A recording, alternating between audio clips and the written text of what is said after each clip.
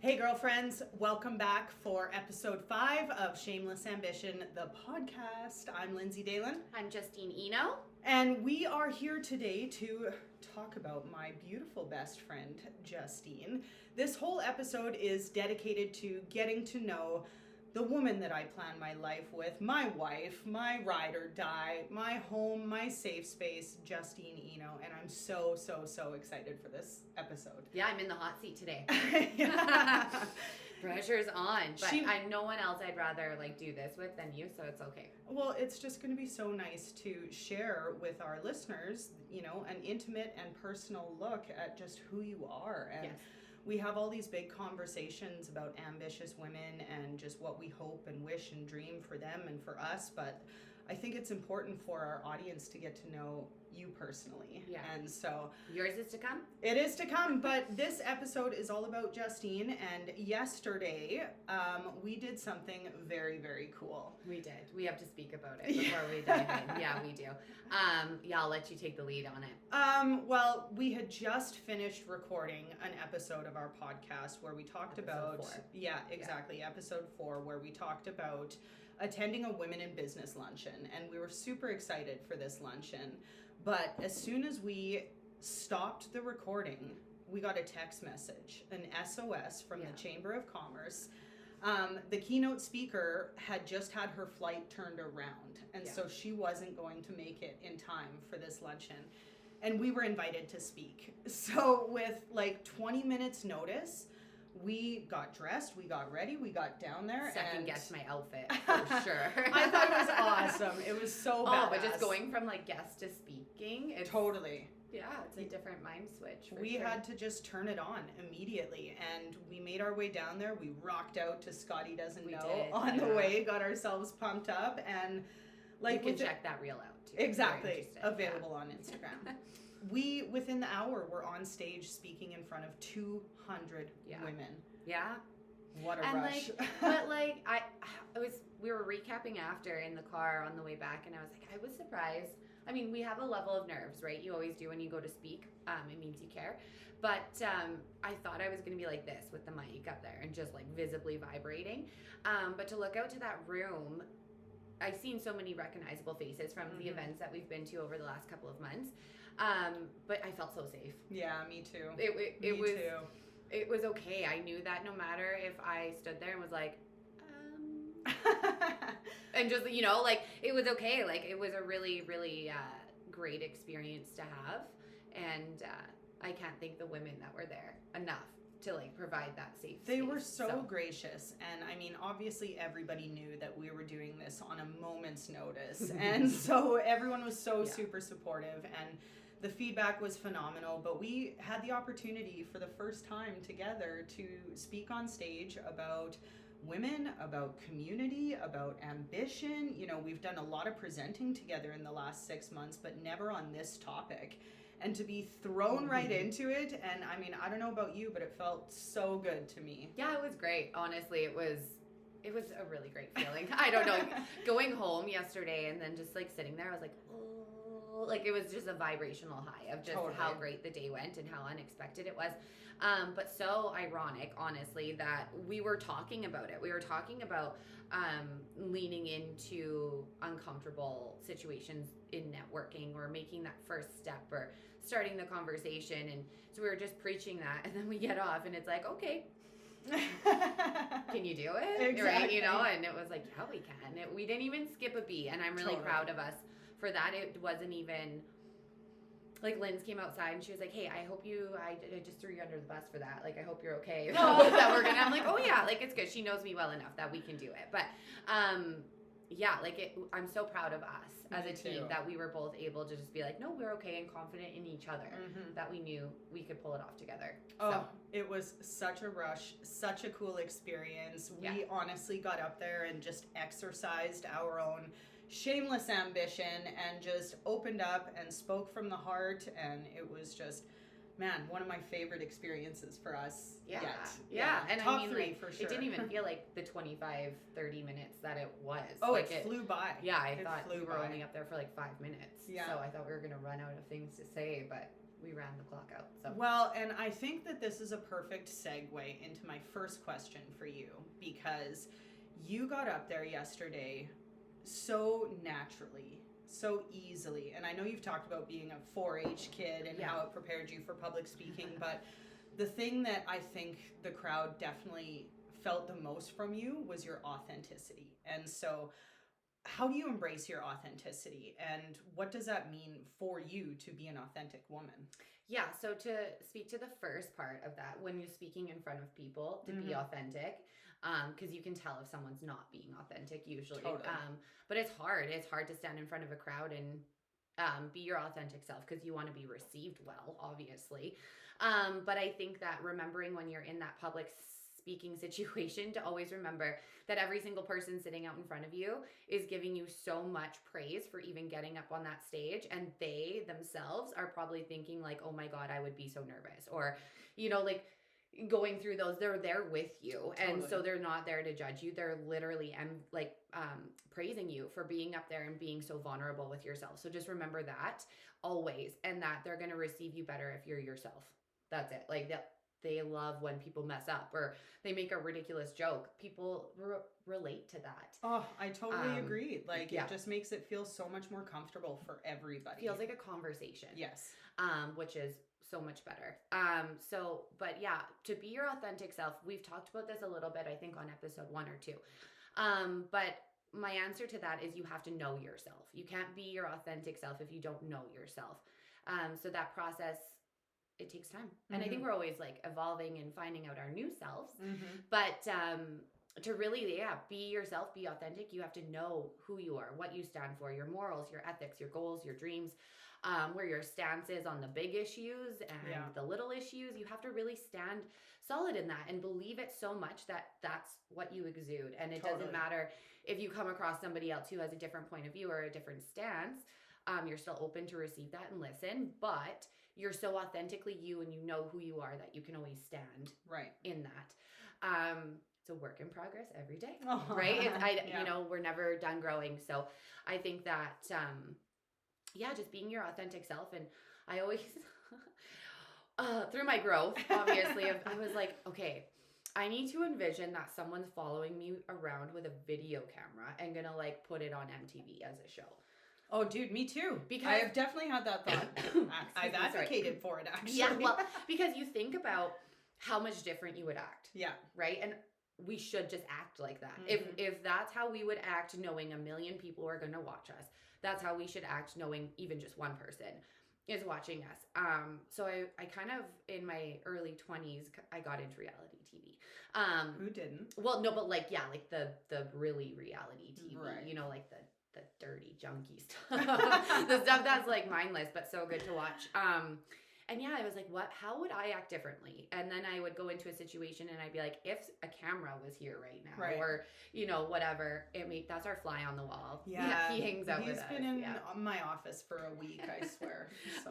He likes the podcast. But anyway, I think that I would ask myself, like, what would you do? Would you do something differently? And I would always just try to act as I would if I was being watched. Right. And that over time just like morphed into, my character of being like, no, you just do the right thing always, no matter what. And really, my dad gave me a quote once. I was like 16 and I was going to miss curfew because I wanted to stay out and party. And I was like, but Dad, I don't, my friends. And he's like, Justine, sometimes the hard choice is the right choice. Aww.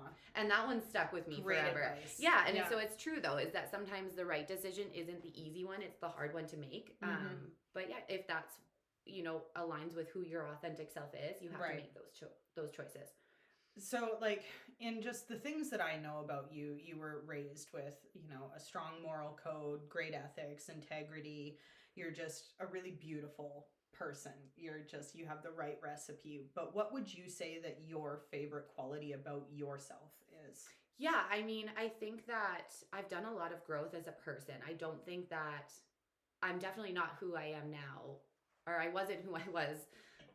Yeah, when I was 20, I wasn't who I am now. Of course I was not. a very different person, and I We all definitely, were. yeah, didn't have the same morals and ethics that I did. I've done a lot of growing. I've heard a lot of people that's made me grow and learn and never do those things again, and, you know, so on and so forth. But through all of that, I guess I could say my favorite quality is my love and my vulnerability. Aw, I love So, that. yeah, I mean, it can be. I love that about you too. That's probably my Thanks. favorite quality about Yeah. you too. Yeah. I just really try to be as open as possible, always, no matter what that looks like. So I'm always open to share my story if that's a time, or, but also to like be that safe space for other people. I always, after I did my yoga training, I was like, okay, this is my lane. This is where I need to be. This is my personal philanthropy. This is how I personally can just always give back. And with that came a safe space. And I think that lots of my relationships that I currently had in friendships and family grew a lot because I was able to provide them that safe space.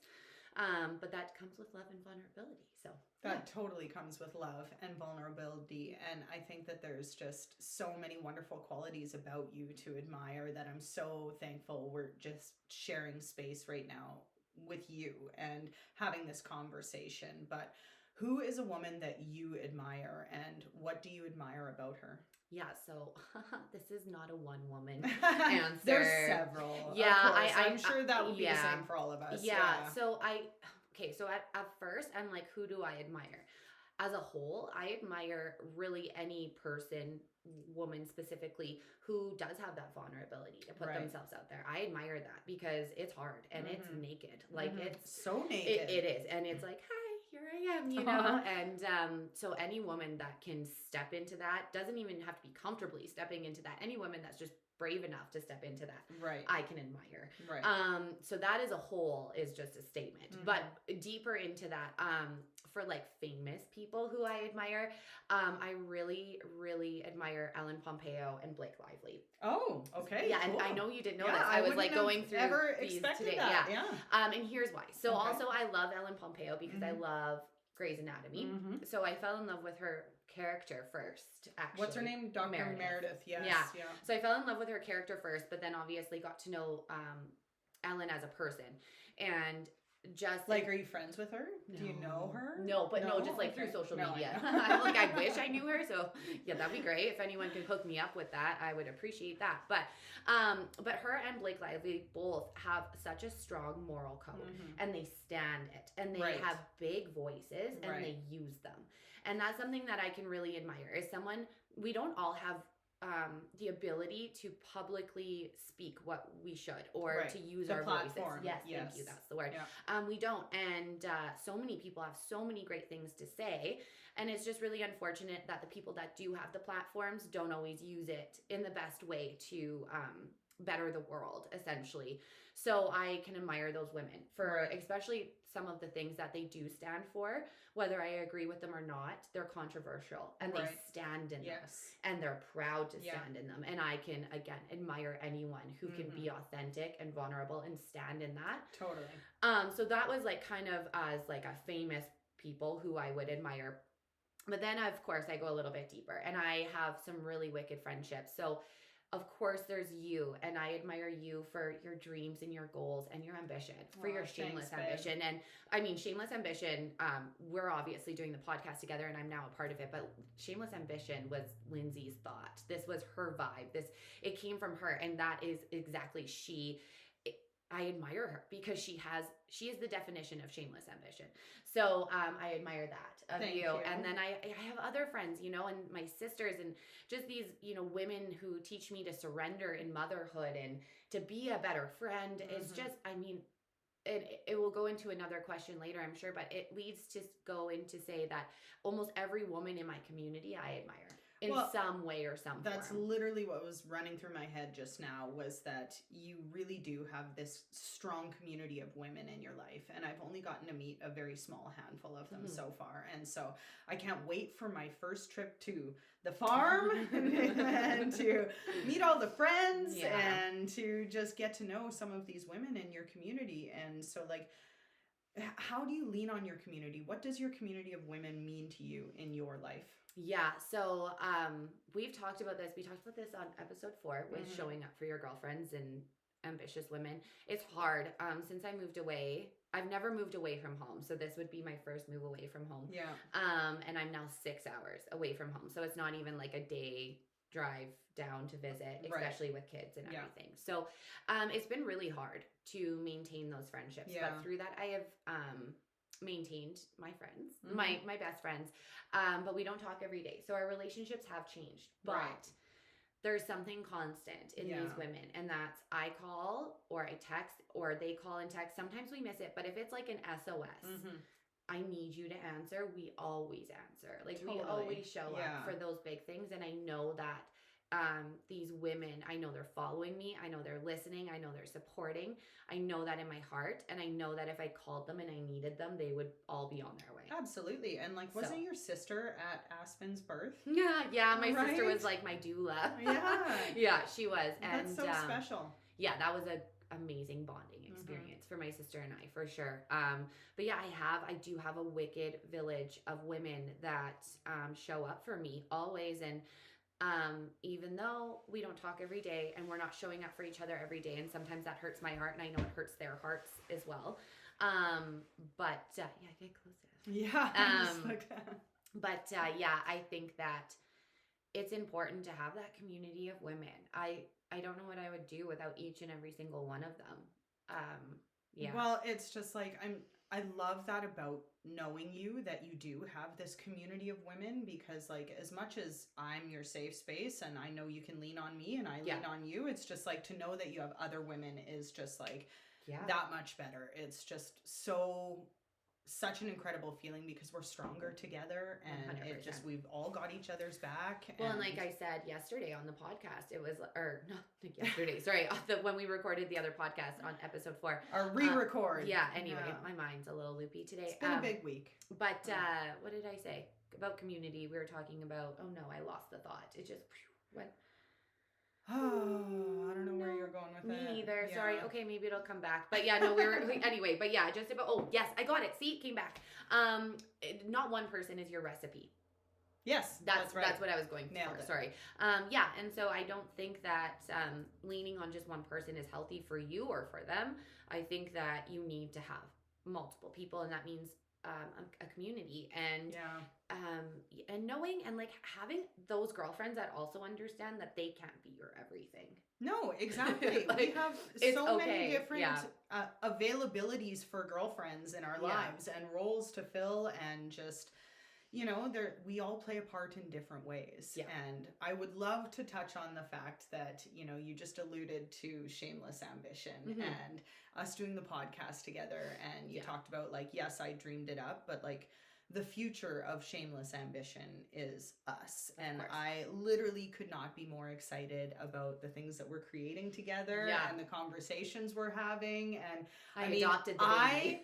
I know what I'm envisioning for the future of this endeavor with you, but I would love for you to share your thoughts on the future of Shameless Ambition. Yeah. So, I mean, we've obviously talked about this a little. I had the pleasure and the wonderful opportunity to be a part of Shameless, the conference, as I taught, and I probably planned half of this conference from your couch, right? You know? And like down to the, you know, the swag bags and just being there for you that day. And it didn't matter to me. I had no skin in the game, honestly. I was just there because being a wicked friend. I was like, this is so well, okay. I was like taking in, I was filling up my cup for sure. I was taking in the vibe and the energy and the mindsets.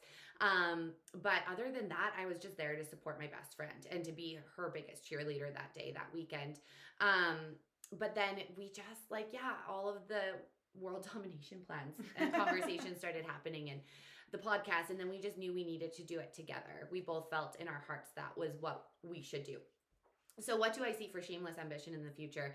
It is infinite for sure. It's hard to cap that in to like, but here's what I would like to see. So as I spoke to earlier about having a voice and having a platform and using that, I see the further that we go, the bigger of the platform, hopefully, that we can get. And we can use our voices to spread important messages, to grow our community, grow a giant ass community of women. Oh, all the girlfriends. Like Really. Huge community like of girlfriends. And having wonderful guests on here that have different point of views than us, or just different stories, and can share their tools and their gifts and their successes and their failures. And I see just reaching so many people, and I see inspiring people.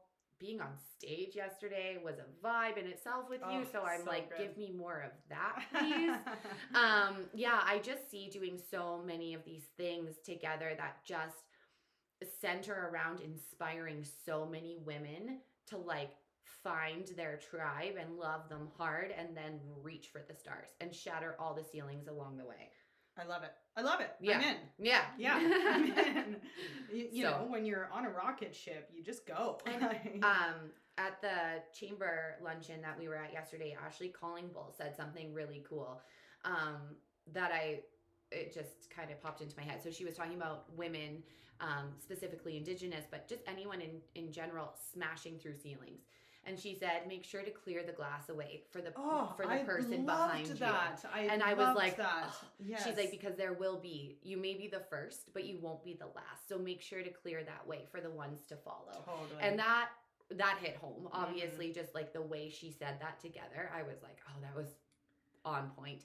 And so doing that, you know, just if there is a barrier that we break or we come across, like we will make sure that path is as clear for anyone who would like to step through after, you know, and help them along the way. That's what I see.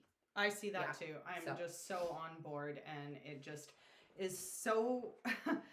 Dude, sometimes it's overwhelming how much I just love and appreciate having met you in my life, because it's this level of energy and ambition is very rare. And so the fact that we've been able to combine our vibes and our energy and just our priorities and start to create cool stuff together is just... God, it's awesome. I'll use your favorite word. We have integrated our lives. Absolutely. So we have so seamlessly. seamlessly. Whether it's like activities with the kids of being like, you drop, I drop, you pick up. Like, totally. Your husband will pick up. Like, exactly. It doesn't Who's matter. Got the kids? I don't know. Someone's does. got the kids. One of us four have the kids usually. So but it's been a beautiful integration of our lives and our dreams and our friends and our families. It's been seamless, honestly. And I mean... Aww. There's nothing else to say about that. Just seamless.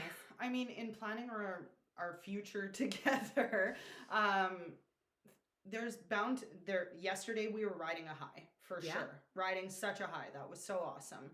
There's going to be tough times though, and I don't think that we're naive to that. No.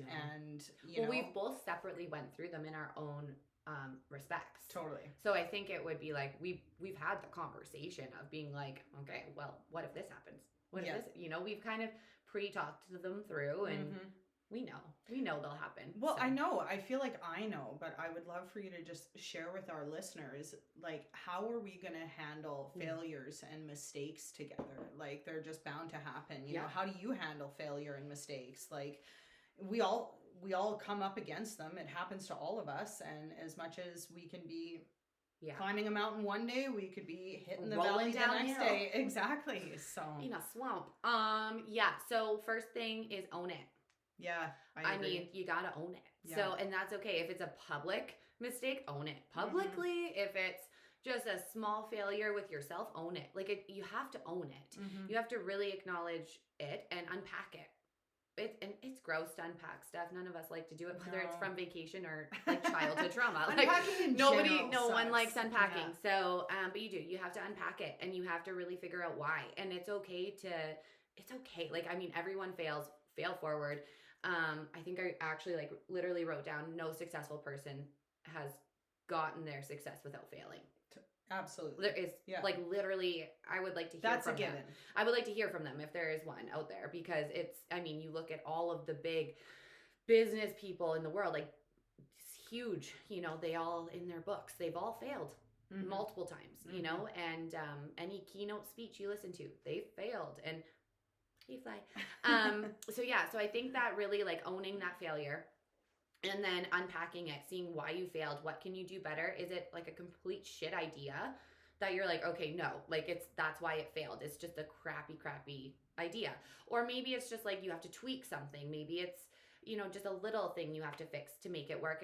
You just really have to go into it and fix it, and dive into it. And yeah, like anything, fix it. And then try again and try again and try again. And, you look at, it's weird. I didn't even write this down, but you look at babies. So my baby is 1.5 years right now, and she just learned to walk. But if you just look at them, how many times when they're learning to walk, how many times they fall down on their bum and they get back up, and then they get back down, and then they get back up, and then they get back down. So it's in us. Like, we do have the persistence. It's just we lose it somewhere along the way, right? Well, and there can be contributing factors sometimes, such as just like other life stresses. Oh, yeah. And it just exacerbates the situation and, clouds your ability to think clearly. But like, I think you nailed it with the own it. Like, you really do just have to own it and sit with it. And not be embarrassed. Like, not to have the shame with failing. Like, Absolutely. There's zero shame in it. And Yeah. if you reach out to that community, whichever person in that community you feel like, maybe they could resonate or give you the advice, lean on them, because they're going to be like, oh, it's okay. Like, maybe they went through it, and they'll give you the simple fix or a solution or a tool or whatever it is. You have to lean in. You have, own it, lean into your community, and just move forward. Like, keep going. Your failures don't make up who you are at all. No. It's just how you come back. So, yeah. Well, and I know that we're going to have our fair share of just like tough moments, tense moments. Like, we want to do some very big, cool things together. Yeah. And I'm just so grateful to know that we can give each other that grace in those moments, and the understanding of we do all make mistakes, and some things might not be a smash success right off the get-go. And yeah, so it's something between us. So I have it with my husband as well, obviously. But when we were like 2 or 3 years together, we sat down and we had a conversation with each other, and basically said, no matter what, I'm never going to leave you. And, we said that to each other, and no matter what it is, no matter what you say to me, no matter what we go through, like, we're in this together. And since then, with my husband, I've always felt like this safeness of like, it's okay, we've got each other. And I feel that with you. So when we come across the failures and the struggles and the tension, and I know that even if the communication is hard, even if the conversation is hard, that we're ride or die. Absolutely. So we might need a day to, unpack it, to sit with it, to take the emotion out of it.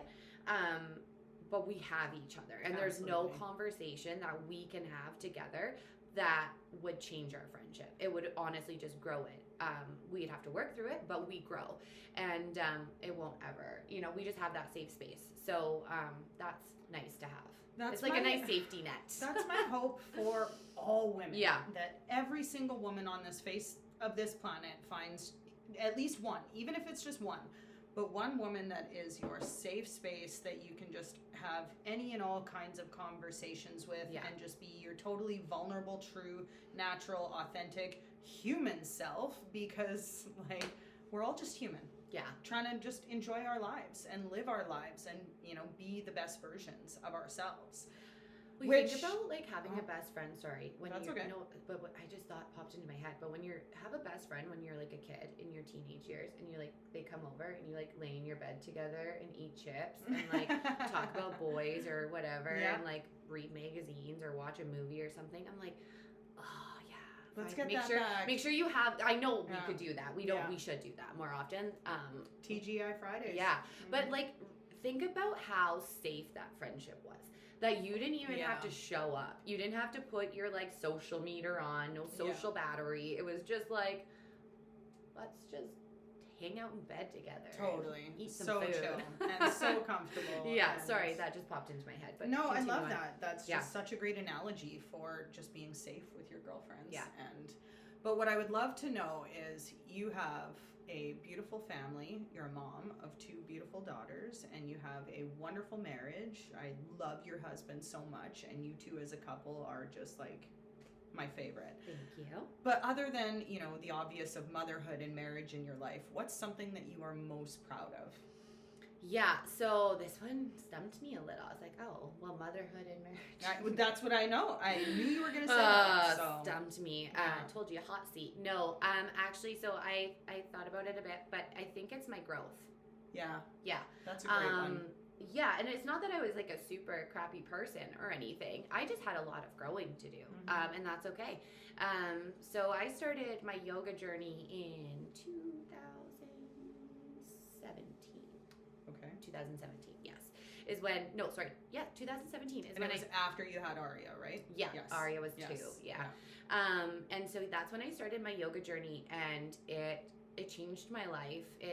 I grew, I'm still me, obviously, but I grew into a completely different person.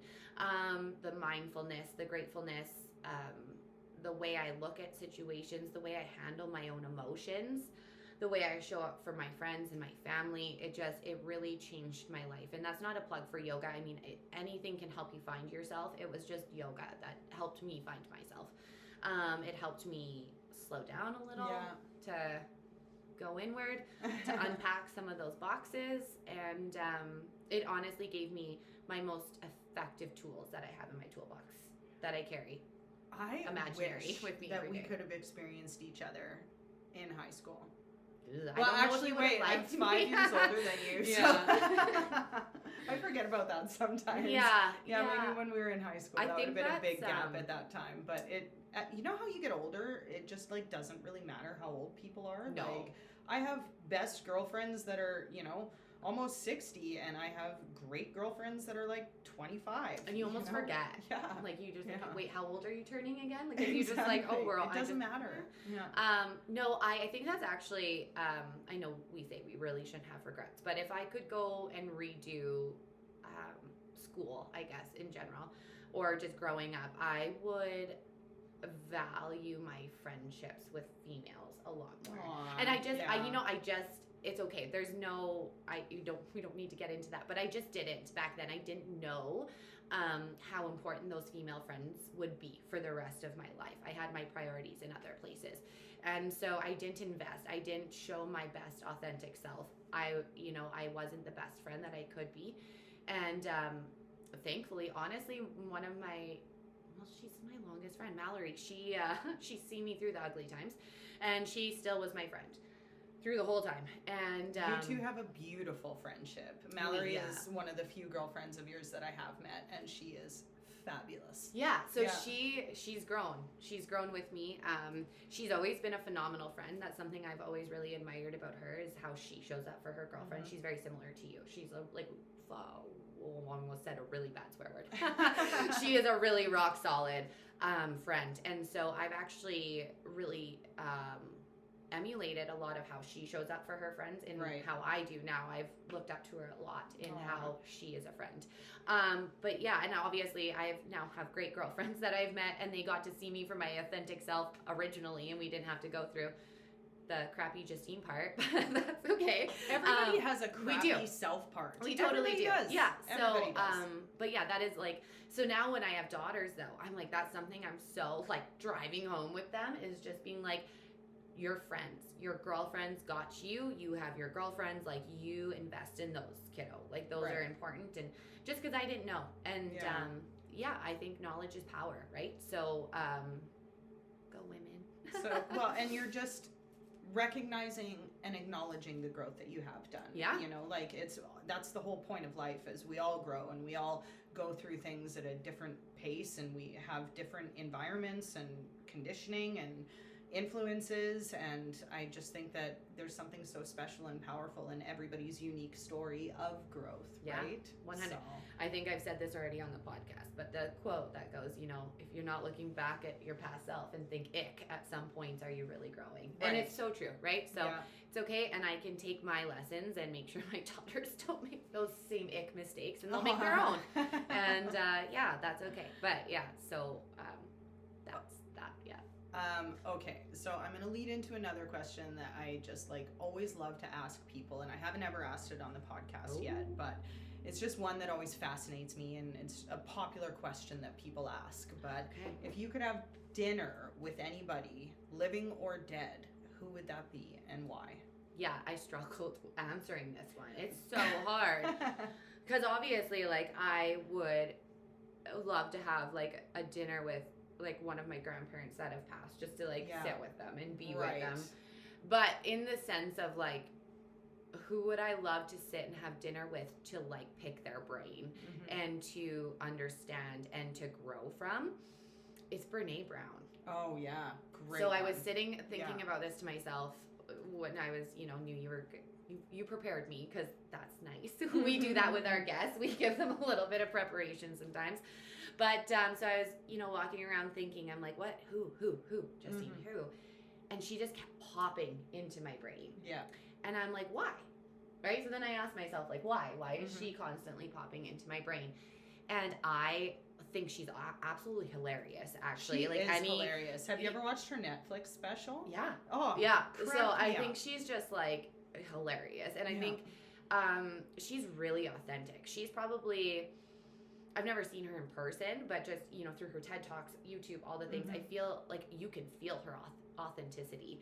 She's a very authentic person, and she talks about so many of my favorite things, vulnerability and shame and all these like things that look so negative to people, and they're viewed as such negative emotions or things, and she really reframes them. And she's just a wicked woman, and I would love to just sit with her and just be like, okay, you can talk, and I'll just sit. I'll just listen. Yeah, I'll just sit. What's your favorite color? Yeah, anything. Like, there's got to be meaning behind that. Yeah, and I mean, like, I think that she has a lot of marriage advice. Right. That she has wicked marriage advice. And she has a really long-lasting marriage, and I think that anyone can learn how to be a better partner. So I would really love to just dive into her whole brain, honestly, and maybe just like have a therapy session. No, just kidding.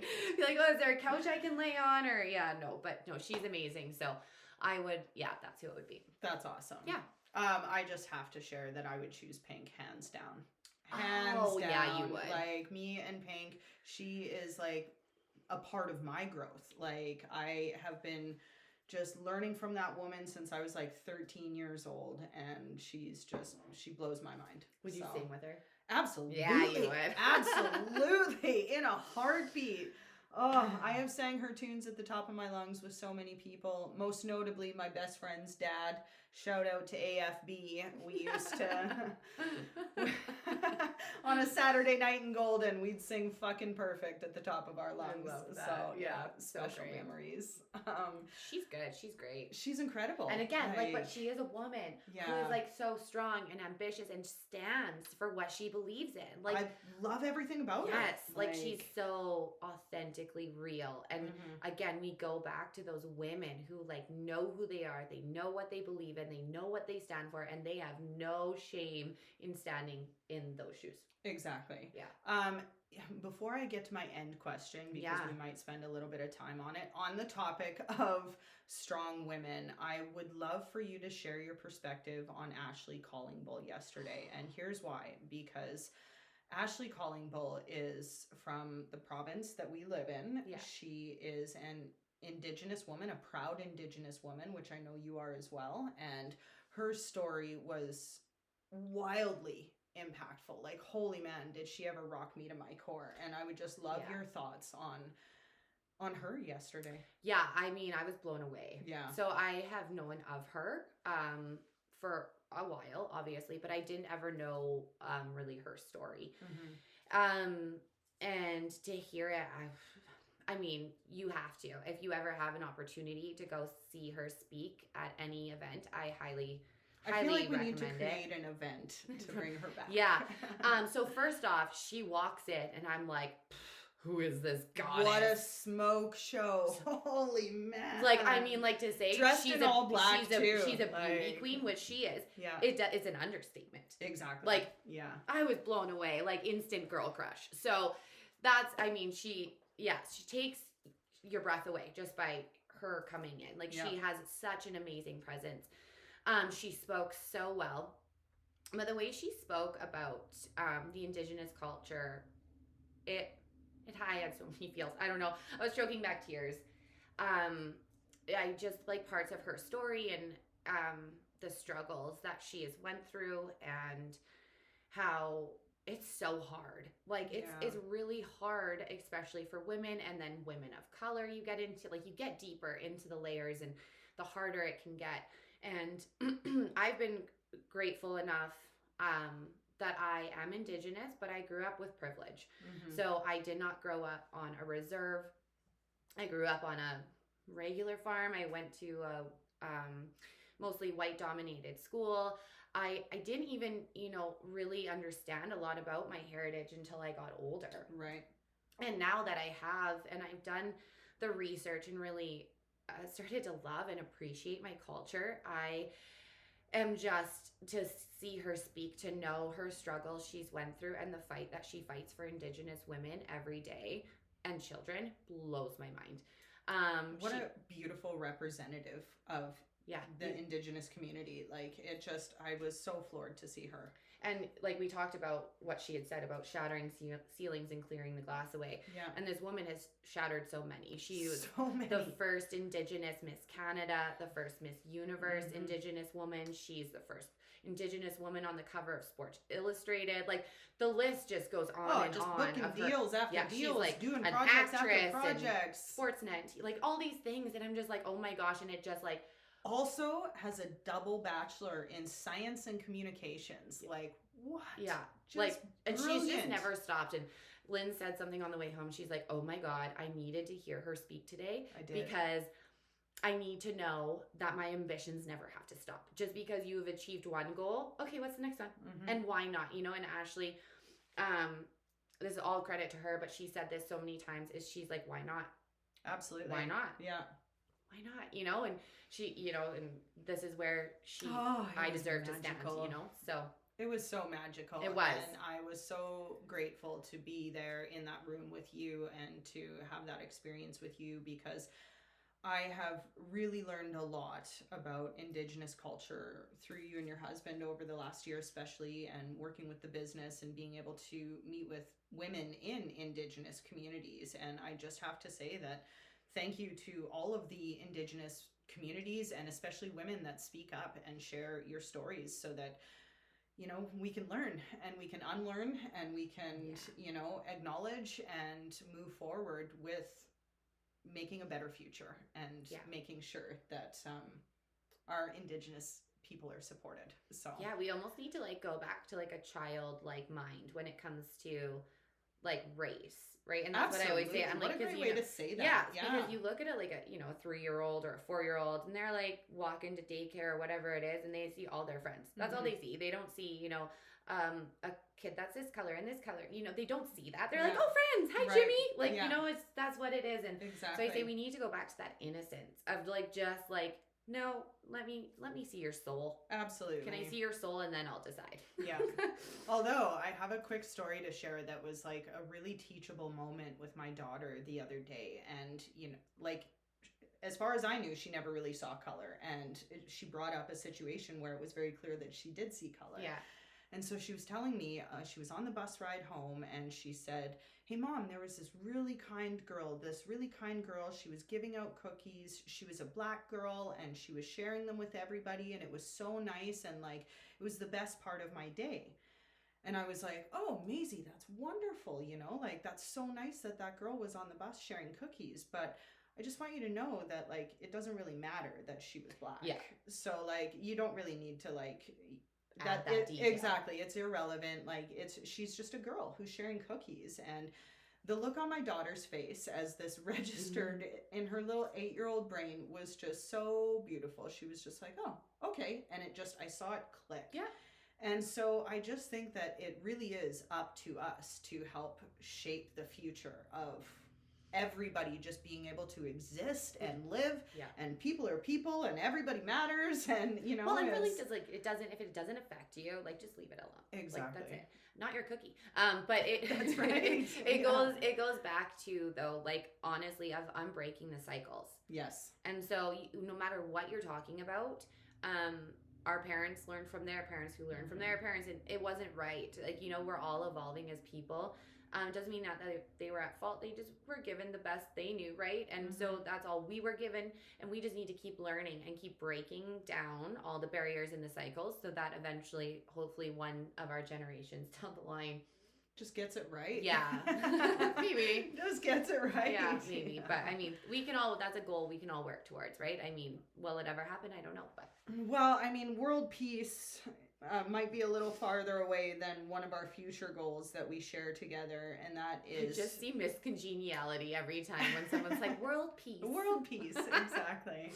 Yeah. But one of our goals is to compete on the challenge. Yeah. We have only briefly touched on our mutual love of the challenge. I think we're going to do like a challenge podcast. We'll eventually do a full challenge podcast, but this is such an integral part of our friendship and our connection because I have been a challenge fan since day one. So have you.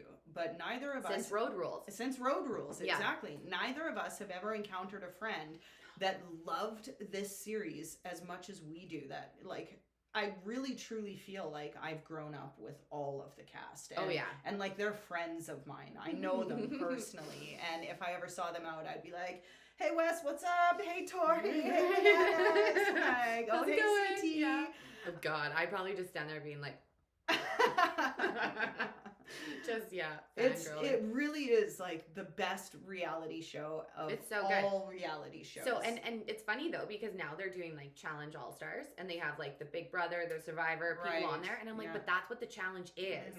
Like if you go back to the original challenge days, it's like Survivor, Big Brother, and all put into one with drinking and like some drama. In the earlier ones, I mean, as they've aged, the drama's definitely died down and they don't all sleep with each other anymore. But if you go back to like the earlier seasons, it's good. It's so good. But honestly, you know, as we've kind of grown up with them and we see them go on season after season and the challenges that they do are just wild. They're nuts.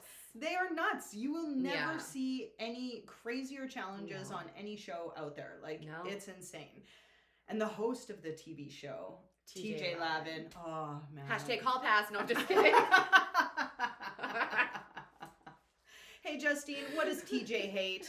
Quitters. Quitters. We don't quit. TJ hates quitters. Yeah. And so, I mean, I feel like one of our goals is that we need to advocate for them to do, for MTV to do a champs versus fans season. Like, bring us on, MTV. Yeah. We are ready to compete. We are here.